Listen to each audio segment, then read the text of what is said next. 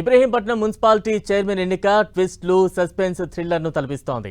Chairman ఎన్నిక పూర్తి, ఆ కాసేపటికే హైకోర్టు స్టే. కౌన్సిలర్ కిడ్నాప్ అంటూ ట్విస్ట్లను తలపిస్తోంది. చైర్మన్ ఎన్నిక పూర్తయినట్లు సంతకాలు సేకరించిన ఆర్డీఓ అధికారిక ప్రకటన చేయలేదు. చైర్మన్ ఎన్నిక పూర్తయినట్లు ప్రకటించడానికి ముందే హైకోర్టు స్టే విధించింది. దీంతో చైర్మన్ ఎన్నికకు బ్రేక్ పడింది.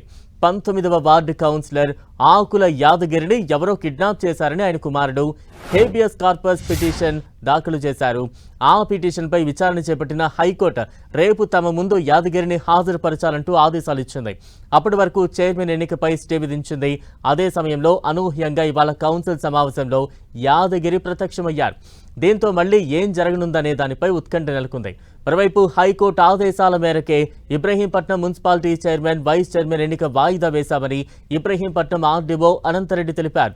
చైర్మన్ ఎన్నిక జరుగుతుండగానే హైకోర్టు అడిషనల్ అడ్వకేట్ జనరల్ నుంచి ఫోన్ వచ్చిందని, ఎన్నిక ఆపేయాలని హైకోర్టు స్టే ఇచ్చినట్లు తమకు సమాచారం ఇచ్చారని వెల్లడించారు.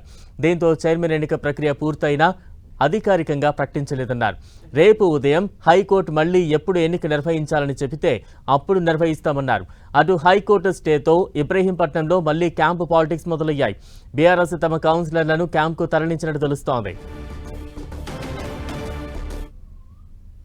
మేము ప్రాసెస్ ఇనిషియేట్ చేసినాక మధ్యలో కోర్టు డైరెక్షన్ ప్రకారంగా అడ్వకేట్ జనరల్ ఆఫీస్ నుంచి స్పెషల్ జీపీ గారు ఫోన్ చేసి స్టే గ్రాంట్ అయింది కాబట్టి stop all the further proceedings అనడం వల్ల మేము మిడిల్లో ప్రాసెస్ స్టాప్ చేసినాము.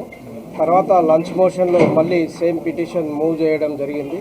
దానికి హైకోర్టు వారు రేపు 10:30కి ఏదైతే డిటెన్యూ ఉన్నాడో ఏబిఎస్ కార్పస్ ఫైల్ అయిన మీదట రేపు అలాంగ్ విత్ ఎస్హెచ్ఓని ఆ యొక్క క్యాండిడేట్ని కోర్టుల ముందు 10:30కి ప్రొడ్యూస్ చేయమన్నారు. కాబట్టి అది ప్రొడ్యూస్ చేసిన తర్వాత ఏం డైరెక్షన్స్ ఇస్తారో ఆ డైరెక్షన్స్ ప్రకారంగా మేము ఫాలో అయ్యాం.